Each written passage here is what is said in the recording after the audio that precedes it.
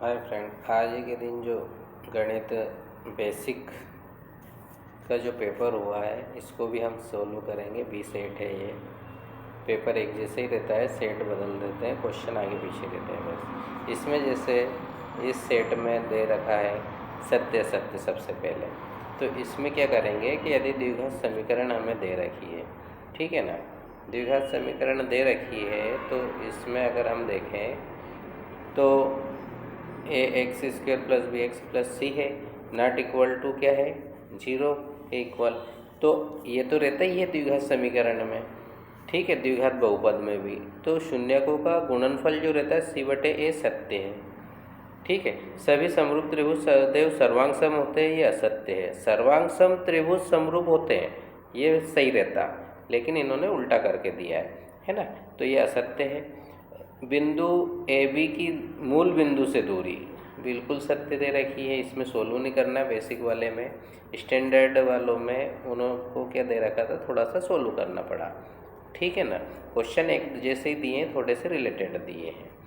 ऐसी या देखी गई वस्तु का उन्नयन कोण दृष्टि रेखा और क्षैतिज से बना कोण होता है, ये तो फिक्स है। दृष्टि रेखा और क्षैतिज, दृष्टि रेखा जो क्षैतिज के साथ जो कोण बनाती है वो उन्नयन कोण भी होता है, उन्नमन भी होता है। लेकिन क्या बोला है, जबकि यहाँ क्षैतिज स्तर से ऊपर देखा जाता है तभी, जैसे क्षैतिज दिया तो ऊपर देखने पर जो बनता है वो उन्नयन कोण, और अगर ऊपर से नीचे देखते तो अवनमन कोण बनता। तो ये सत्य है, ठीक है। क्या है ये, सत्य है ना। अगर हम इसको मिटा देते हैं और यहाँ पे सत्य लगा देते हैं। अब अगला देखें, त्रिज्या r वाले वृत्त की परिधि 2πr। अब यहाँ पे क्या दे दिया उन्होंने, क्षेत्रफल का फार्मूला है, इसलिए ये क्या हो गया, असत्य। किसी बारंबारता बंटन के वर्ग की संचयी बारंबारता। अब देखो यहाँ पे संचयी बारंबारता है, तो संचयी बारंबारता हमेशा हम क्या करते हैं, जो भी वर्ग अंतराल रहता है ऊपर की बारंबारता को हम जोड़ते जाते हैं, आगे के इसमें लिखते जाते हैं। तो वर्ग से पहले की सभी वर्गों की बारंबारताओं का योग होता है, बिल्कुल सत्य है, ठीक है ना। इस प्रकार ये सत्य सत्य होगा इसमें। अगला अगर अपन क्वेश्चन देखें तो इसमें है सही जोड़ी, ठीक है ना। सही जोड़ी बेसिक और स्टैंडर्ड की लगभग एक जैसी है, ज़्यादा वो नहीं है। अगर इसका अपन आंसर देखें तो इसका आंसर जो रहेगा, कोस और सेक एक दूसरे के विपरीत रहते हैं, इसलिए इनका अगर इंटू करते हैं तो क्या आ जाता है, 1 आता है इसमें। घन का संपूर्ण पृष्ठीय क्षेत्रफल बोला है। अब संपूर्ण पृष्ठीय क्षेत्रफल जो रहता है घन का, वो जो रहता है संपूर्ण पृष्ठीय, घन में सभी भुजाएं बराबर रहती है, मतलब एक तो 6a आ जाएगा इसमें, है ना, सेकंड वाले में, ये फर्स्ट में आ जाएगा। अब अगला देखें तो कोण थीटा वाले वृत्त का त्रिज्यखंड का क्षेत्रफल है, तो क्षेत्र ये आ जाएगा त्रिज्यखंड का क्षेत्रफल वाला फार्मूला 3। tan 30 डिग्री का मान 1/3 रहता है। एक वृत्तीय क्षेत्र या चक्ति का क्षेत्रफल। अब वृत्त का क्षेत्रफल पूछा डायरेक्ट, मतलब ये वृत्तीय क्षेत्र बोल दो या वृत्त बोल दो, तो इसमें कितना जाएगा, πr² दे रखा है। अर्धगोले का आयतन हमारा दे रखा है 2/3 πr�3, है ना। ये हो गई हमारी सही जोड़ी। आगे अगर हम देखें तो इसमें है प्रत्येक का एक शब्द या एक वाक्य में उत्तर देना था। दृष्टि रेखा की परिभाषा तो अभी हमें जो ऊपर दे रखा है सत्य में वही है। दृष्टि रेखा क्षैतिज के साथ जो कोण बनाती है उसको हम क्या बोलते हैं, आँख वस्तु और आँख जो देखते हैं अपन उसको मिलाने वाली रेखा को क्या कहते हैं, दृष्टि रेखा कहते हैं, सॉरी, है ना। अब द्विघात समीकरण दे रखा है, मूल ज्ञात करने के लिए सूत्र निकालना है। अब अगर हम मूल ज्ञात करने के लिए सूत्र देखेंगे तो द्विघाती सूत्र आता है हमें, मैं यहाँ पे लिख रहा हूँ। x क्या रहता है, -b प्लस माइनस करनी के अंदर रहता है हमारा b² - 4ac, विविध कर जिसका मान रहता है ये, और बटे में जाएगा 2a, है ना। ये मूल ज्ञात करने का फार्मूला है। अब आगे हम देखें तो किसी प्रयोग की सभी प्रारंभिक घटनाओं की प्रायिकताओं का योग, कोई सी भी घटनाएं ले लें, सभी घटनाओं का योग ध्यान रखेंगे तो कितना होता है, हमेशा 1 होता है ना। रैखिक समीकरण युग्म दे रखा है हमारे पास दोनों, आश्रित संगत होने की शर्त। अब ये आश्रित है ना। आश्रित संगत होने की शर्त में A1/A2 बराबर होगा B1/B2 के, मतलब अद्वितीय हल की कंडीशन, संगत हल है ना, ये भी ध्यान रख सकते हो आप। अब अगला देखेंगे वृत्त की छेदक रेखा की परिभाषा। तो क्या करेंगे कि एक वृत्त को 2 बिंदुओं पर प्रतिच्छेद करने वाली रेखा को छेदक रेखा कहते हैं। ठीक है, 2 त्रिभुजों की एसएसएस मतलब भुजा भुजा समरूपता कसौटी क्या है कि वे 2 त्रिभुज समरूप कहलाते हैं। कब? यदि एक त्रिभुज के तीनों कोण दूसरे त्रिभुज के संगत तीनों कोण बराबर हो तब। ठीक है, इस प्रकार हम इसकी लिख सकते हैं इसे। अब यहाँ पे अगर हम देखें तो सही विकल्प चुनना है हमें अगले क्वेश्चन में। तो इसमें अगर देखा जाए तो अगर हमें दे दिया जाए कि ax + b का शून्य ज्ञात करना है और a ≠ मतलब उससे ज़्यादा ध्यान नहीं रखना है, हम बराबर 0 रखना है और x का मान निकालना है। तो b इधर जाएगा तो माइनस का हो गया और a बटे में आ गया, तो ये शून्य है इसका। तो ये शून्य कौन सा है? अपना c वाला। ठीक है, ऐसे ही किन्हीं 2 सह अभाज्य संख्याओं का HCF मतलब कितना आएगा? हमेशा 1 अभाज्य संख्या बोली ना उन्होंने, इस पे ध्यान देना है, जो एक दूसरे के पहाड़े में ना आती हो, है ना। अब आगे अगर देखा जाए तो द्विघात समीकरण दे रखा है, इसका विवित्त कर। अब विवित्त कर D बराबर हम लिखते हैं B² - 4AC। ठीक है, तो कौन सा है? पहला ही सत्य है। अगला है y अक्ष पर स्थित किसी बिंदु के निर्देशांक। ध्यान देना, अगर y अक्ष पर कोई बिंदु रहेगा तो x क्या रहेगा? उसके ऊपर 0, तो ये वाले निर्देशांक आ जाएंगे, बाकी के तो y वाला x वाला 0 है ही नहीं, है ना। ऐसे ध्यान रखना है। अब अगला जो क्वेश्चन है sin 30 डिग्री का मान। sin 30 डिग्री का मान रहता है 1/2। ठीक है, बाह्य बिंदु से वृत्त पर खींची गई स्पर्श रेखाओं की संख्या। अब जैसे कि ये प्रमेय भी है, अपन ने देखा ही है कि वृत्त के बाह्य बिंदु से केवल 2 स्पर्श रेखाएं खींची जा सकती है, तो कितनी? 2। ठीक है, ये ध्यान रखना है। अगला जो क्वेश्चन आता है वो रिक्त स्थान की पूर्ति कीजिए। अब रिक्त स्थान देखें तो त्रिघात बहुपद के शून्यकों की अधिकतम संख्या, त्रिघात है तो कितनी होगी? 3 लिख दो या 3 लिख दो हिंदी में। अब इसमें क्या पूछा है? सर्वांतर ज्ञात कीजिए। तो हम क्या करेंगे? दूसरे पद में से पहला पद घटाते हैं, तो पहला पद -3 थे तो प्लस के 3 हो जाएंगे। एलसीएम लेंगे तो -1 + 2 दूनी 6/2 आ जाएंगे। तो देखा जाए तो 6 में से 1 घट गया तो 5/2 आ गया आंसर हमारा। तो इसमें कितना जाएगा? सर्वांतर 5/2। ठीक है, भिन्न अमाप वाले सभी वृत्त, मतलब ये है कि वृत्त भले कोई से भी ले लो, अगर हम एक छोटा वृत्त खींचेंगे और एक बड़ा वृत्त खींचेंगे तो भी वृत्त ही बोलेंगे, तो क्या होते हैं? समरूप। क्या होते हैं ये? समरूप। वृत्त की स्पर्श रेखा वृत्त स्पर्श बिंदु से होकर जाने वाली त्रिज्या पर लंब होती है ना, क्योंकि त्रिज्या स्पर्श रेखा पर लंब होती है। पहली प्रमेय दे रखी है और दूसरी वो है हमारे जो बाह्य बिंदु से 2 स्पर्श रेखाएं खींची जा सकती हैं। अगला क्वेश्चन देखा जाए तो एक निश्चित घटना की प्रायिकता 1 होती है। किसी बिंदु की x अक्ष से दूरी को उसकी कोटि कहते हैं। देखो, अगर ये x अक्ष है, अगर इधर देखेंगे कोई से भी बिंदु दूरी देखेंगे तो ये y अक्ष गया और y अक्ष को हम बोलते हैं कोटि। ठीक है, ये याद रखना। अगला जो क्वेश्चन देखा जाए तो इसमें क्या लिखा रहा है? हमें ये दे रखा है कि एक प्रायिकता दे रखी है और नहीं वाली निकालना है। तो PE नहीं की प्रायिकता जो आती है 1 - PE आ जाता है, उसमें ये फार्मूला रहता है। किसी घटना के घटित होने की प्रायिकता को हम घटा देते हैं तो नहीं वाली आ जाती है। तो हम क्या करेंगे? 1 में से 0.15 घटाएंगे ठीक है। तो मतलब इसको कितना मानेंगे हम, पॉइंट लगा के एक को हम क्या लिख लेंगे, 100 करके लिख लेंगे, 2 जीरो लगा देंगे और 15 मतलब 1.5 और जीरो ये घटा देते हैं अपन इसमें से, तो ये यहाँ पे बचेगा 5, है ना। इसमें से एक कम हो गया था तो 9 में से एक गया तो 8 मतलब 85, और अगर हम देखें यहाँ लिखेंगे तो 0.85 आंसर आ जाएगा। छोटा ही क्वेश्चन है। इसी के जैसा अगर हम देखा जाए तो पासे को फेंकने पर 4 से बड़ी संख्या प्राप्त होने की प्रायिकता देखना है। तो पासे में 1 से 6 तक अंक रहते हैं, 4 से बड़ी कितनी हो गई, 5 हो गई और 6 हो गई, मतलब 2/6 मतलब 1/3। ये शार्ट में मैंने आंसर बता दिया।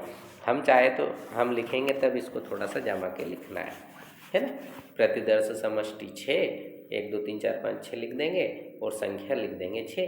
ऐसे ही अनुकूल कितनी लिख देंगे हम, 4 से बड़ी संख्या प्राप्त होने की प्रायिकता निकालना है तो 4 से बड़ी संख्या आने की घटना को हम लिख देंगे 5 और 6, है ना। इस प्रकार वो 2 संख्या हो गई, हम इसको हल कर सकते हैं। ये 12 बल्ब है सॉरी अगला जो क्वेश्चन है वो है 20 बल्बों के समूह में, है ना। अब 20 बल्बों का जो समूह है इसमें कितने बल्ब खराब दे रखे हैं, 4 बल्ब खराब है ना। तो 20 में से 4 गए तो 16 बचे अच्छे बल्ब। लेकिन यहाँ पे क्या पूछा गया है उसको ध्यान दो। एक बल्ब यादृच्छिक चुना जाता है, मतलब निकालते हैं, तो इसकी प्रायिकता निकालना है कि बल्ब जो हमने निकाला है वो खराब है। तो 4 खराब बल्ब में है वो आना है कितने बल्ब में से, 20 बल्ब में से। अब इसकी प्रायिकता अगर और सोल्व करें तो 1 कितने आ गए, 5, ठीक है ना। एक बल्ब निकालेंगे तो कितनी प्रायिकता आ जाएगी उसकी, 5 आ जाएगी, ठीक है। इस प्रकार हम सोल्व कर सकते हैं। अगला जो क्वेश्चन देखा जाए उसको देखते हैं। इसका अथवा वाला भी सरल है। एक चित्त प्राप्त करने की प्रायिकता निकालना है और एक सिक्के को एक बार ही उछाला जाता है। पट्ट प्राप्त करने की भी प्रायिकता ज्ञात करना है। तो देखो एक सिक्के को उछलेंगे तो या तो चित्त आएगा या पट्टा आएगा, अनुकूल तो 2 हो गए, तो चित्त आने की प्रायिकता भी 1/2 और पट्ट प्राप्त होने की प्रायिकता 1/2, 2 बार लिखना है हमें इसको, ठीक है।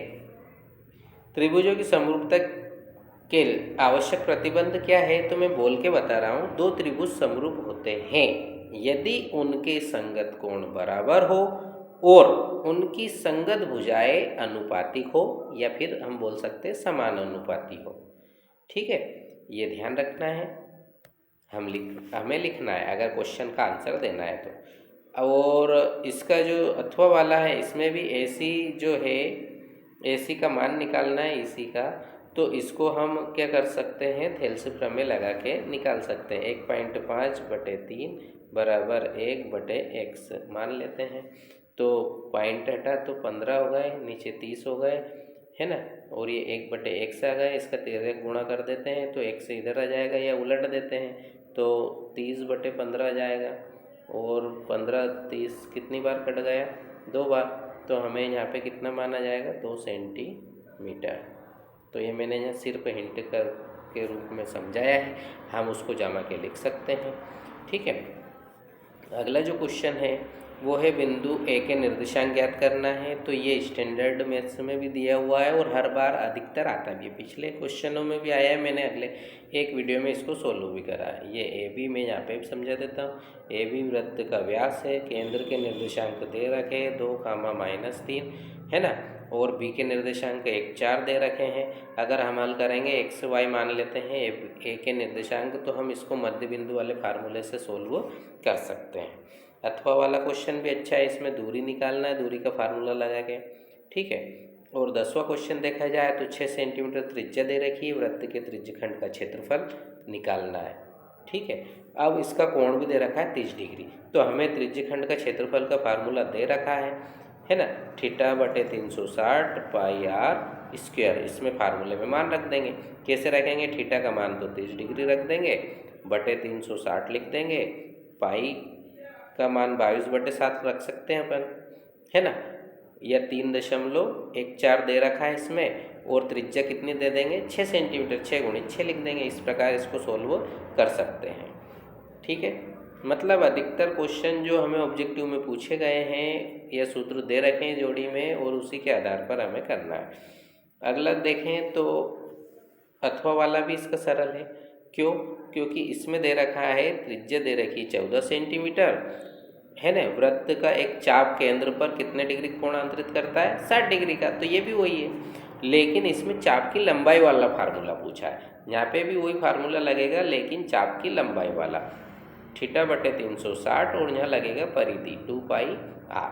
चाप की लंबाई में परिधि चलती है और क्षेत्रफल में πr स्क्वायर वृत्त का क्षेत्रफल चलता है ना। इस प्रकार इनमें मान रख के अथवा वाला भी हम कर सकते हैं। अगला जो क्वेश्चन आता है वो अगर देखें तो यहाँ पे दे रखा है 6 और 20 के अभाज्य गुणनखंड विधि द्वारा HCF ज्ञात करना है। अब ये अगर HCF अगर हम ज्ञात करें तो इसके लिए हमें क्या करना पड़ेगा? इसका HCF अगर HCF निकालना है जो दोनों के कॉमन फैक्टर हो, तो इसमें क्या जाएगा? 2 आ जाएगा, क्योंकि 2 के पहाड़े में 6 भी आ जाता है और 20 भी आ जाता है ना। अगला वाला अगर देखें अपन तो 256 के अभाज्य 156 के अभाज्य गुणनखंड के रूप में भी ज्ञात कर सकते हैं अपन LCM निकाल के ऐसे, है ना। इसको भी हल कर सकते हैं। तो दोनों क्वेश्चन सरल है। इसमें बेसिक का पेपर जो है वो थोड़ा नॉर्मल तरीके से आता है, सरल क्वेश्चन आते हैं, है ना। ऐसे ही इसमें जो 12वां क्वेश्चन है इसमें 15वां पद पूछा है। तो अगर मैं यहाँ पे हिंट दे रहा हूँ, ए का मान कितना जाएगा? AP का प्रथम पद 3 आ जाएगा। सर्वांतर निकालेंगे तो 8 - 3 करेंगे तो कितना जाएगा? 5 आ जाएगा। और n का मान कितना दे रखा है हमें?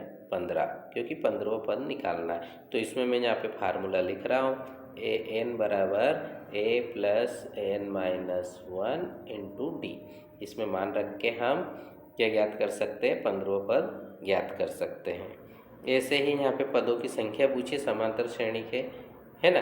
तो इसमें अगर देखें तो ये an दे रखा है, अथवा वाले क्वेश्चन बता रहा हूँ मैं। प्रथम पद a दे रखा है, 15 में से 12 घटाएंगे तो d आ जाएगा 3, ठीक है।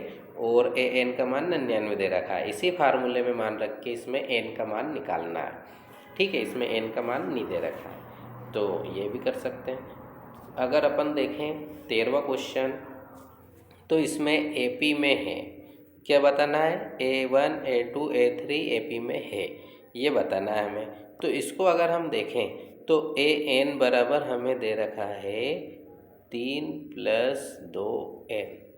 हम n का मान यहाँ पे 0 भी रख सकते हैं, या 0 नहीं रखना चाहे तो 1 रख दो। तो 3 2 एकम 2 3 2 5 से स्टार्ट हो जाएगी। प्रथम पद हमारा 1 रखेंगे यहाँ पे, तो यहाँ पे कितना जाएगा? 5।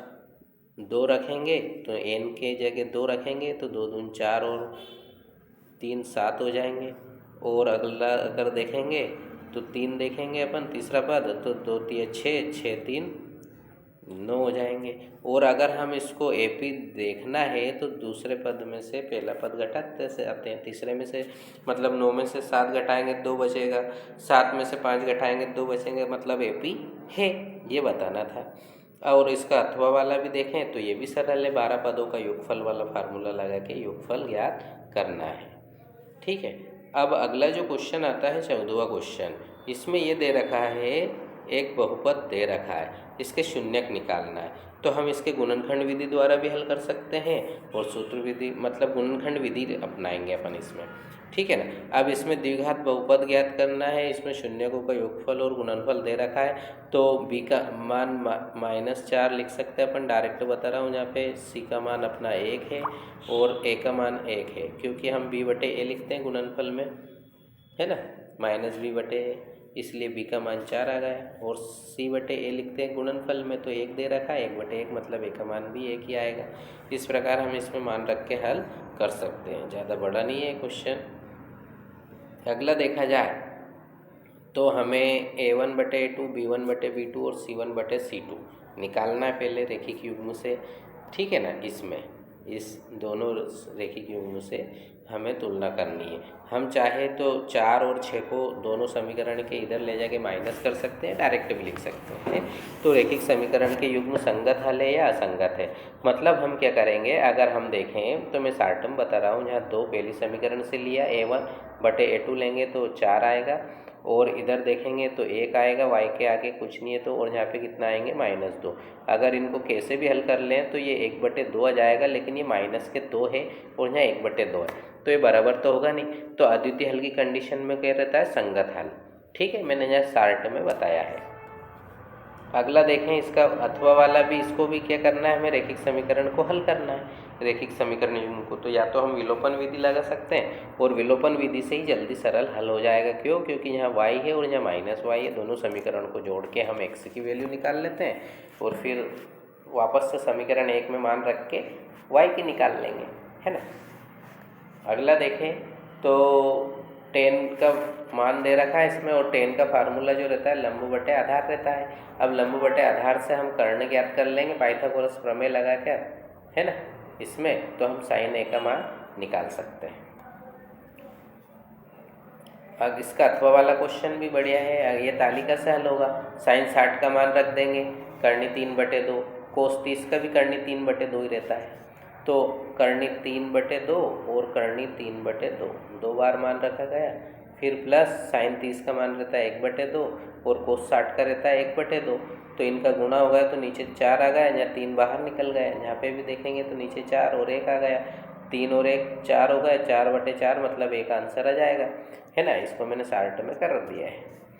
अगला क्वेश्चन देखें इसका, तो एक बिंदु ए से जो एक वृत्त के केंद्र से, है ना, 5 सेंटीमीटर दूरी पर है, वृत्त पर स्पर्श रेखा की लंबाई भी दे रखी है, वृत्त की त्रिज्या। तो स्टैंडर्ड में क्या दिया था, थोड़े बड़े क्वेश्चन दे दिए थे 25 और 24 सेंटीमीटर वाला।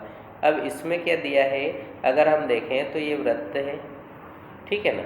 अब ये वृत्त अलग से बनाते हैं। अपन क्या करा, अपन ने यहाँ पे एक वृत्त बनाया, केंद्र कितना है, वृत्त ए जो है वो वृत्त के केंद्र से 5 सेंटीमीटर दूरी पर है, और वृत्त की स्पर्श रेखा की लंबाई भी दे दी उसने, देखो ये कितनी दे दी, 4, वहाँ 24 और 25 था।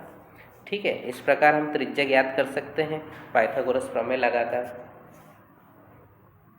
अगला जो क्वेश्चन है इसमें क्या है, एक क्वेश्चन दे रखा है पीटी और टीक्यू केंद्र वाले वृत्त पर 2 स्पर्श रेखाएं हैं, और POQ बराबर 110 डिग्री दे रखा है ये वाला कोण। अब PTQ देना है अपने को, मतलब T वाला कोण निकालना है। तो ये तो सरल है, बेसिक का। क्यों? क्योंकि त्रिज्या स्पर्श रेखा पर लंब होती है, तो 90-90 हट गए, और 180 में से हम 110 घटा देंगे तो कितना बचेगा, 70 डिग्री। तो ये कितना जाएगा, 70 डिग्री का कोण हो जाएगा, ठीक है ना। इस प्रकार हम इसको डायरेक्टली सॉल्व कर सकते हैं, मतलब कॉपी में जमा के लिखना है। मैं यहाँ पे सिर्फ हिंट दे रहा हूँ, वीडियो बड़ा नहीं हो इसलिए, ठीक है। और जगह भी नहीं है, वो पेपर को अगर अपन इन वीडियो को देखते हैं, मैथ्स पेपर जब भी रहे उसके पहले, तो हमें करने में भी समझ में आएगा, और पेपर भी हमें ऐसा लगेगा कि बिल्कुल आसान है ना। गुणनखंड विधि द्वारा हमें मूल ज्ञात करना है। तो गुणनखंड विधि द्वारा मतलब गुणा करने पर -12 और जोड़ने पर 1 आना चाहिए, तो 4 × 12 हो जाते हैं। इस प्रकार हम इसके मूल ज्ञात कर सकते हैं, प्लस मतलब 3 और 4 आएंगे, है ना। अथवा वाला देखें तो इसमें भी 2 बराबर मूल, मतलब स्टैंडर्ड में और बेसिक में एक जैसे ही क्वेश्चन दिए हैं, लेकिन स्टैंडर्ड में थोड़े से बड़े करके दे दिए और बेसिक वाले थोड़े छोटे करके दे दिए। इसमें भी मूल ज्ञात के का मान ज्ञात करना है, तो हमें विविध कर क्या दे रखा है, d बराबर 0। क्यों? क्योंकि मूल बराबर है ना। तो b² - 4ac बराबर 0 रख के हम के का मान निकाल सकते हैं। भूमि के एक बिंदु से पाद बिंदु से 30 मीटर की दूरी पर मीनार के शिखर का उन्नयन कोण 30 डिग्री का है। मीनार की ऊंचाई पूछी है, तो इसमें बहुत सरल तरीके से दे रखा है ये वाला। अब ये 30 मीटर दूरी है और 30 डिग्री का कोण बना है, हमें ये ज्ञात करना है। तो ऊंचाई पूछी तो ऊंचाई h मान लेंगे, हम माना कि करके लिख सकते हैं। माना कि मीनार की ऊंचाई h है ना, मीनार AB की। इस प्रकार हम इसको सॉल्व कर सकते हैं। tan का फार्मूला लगेगा इसमें, है ना। tan 30 डिग्री का मान रख देंगे।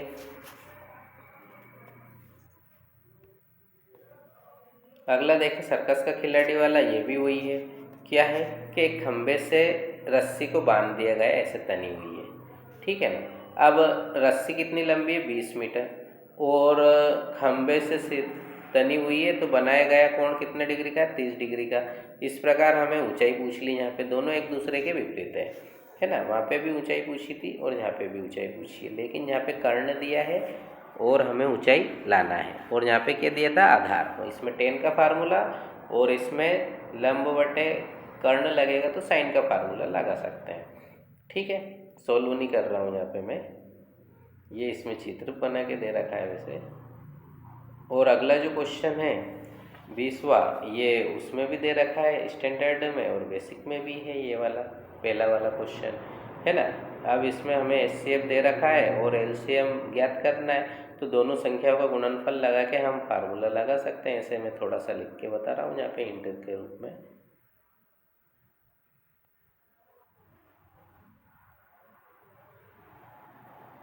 यहाँ पे एलसीएम और गुणित में ये, तो हम अगर एलसीएम निकालना चाहे तो 306 गुणित 657/9 कर सकते हैं। इस प्रकार हम एलसीएम का मान निकाल लेंगे, काटेंगे इसको तो ठीक है ना। और इसका अथवा वाला क्वेश्चन भी सरल ही, इसमें 6, 72 और 120 के अभाज्य गुणनखंड विधि द्वारा एलसीएम निकालना है। ठीक है ना।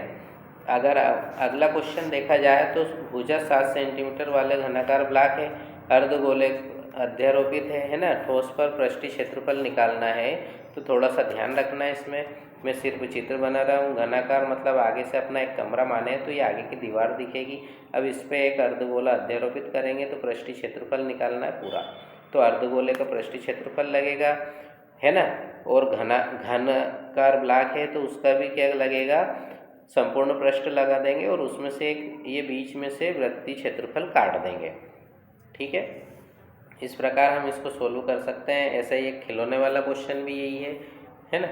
अब अगर हम देखें आगे का, तो 22वां जो क्वेश्चन देखें तो साक्षरता दर है, लेकिन इसमें साक्षरता दर में भी क्या पूछा गया है, माध्य साक्षरता दर, मतलब माध्य ज्ञात करना है। और इसका अथवा वाला देख लेते हैं, इसमें क्या ज्ञात करना है, तो अथवा वाला जो क्वेश्चन है इसमें बहुलक ज्ञात करना है। तो बहुलक सरल रहता है, जो तालिका रहती है उसको भी खड़ा करना है, और इसमें 23 बहुलक के आधार पर अपन इसको सोल्व कर सकते हैं। इस प्रकार हमारा ये पेपर सोल्व हो गया है ना। अधिक जानकारी के लिए आप इसमें मैसेज और सब्सक्राइब करें।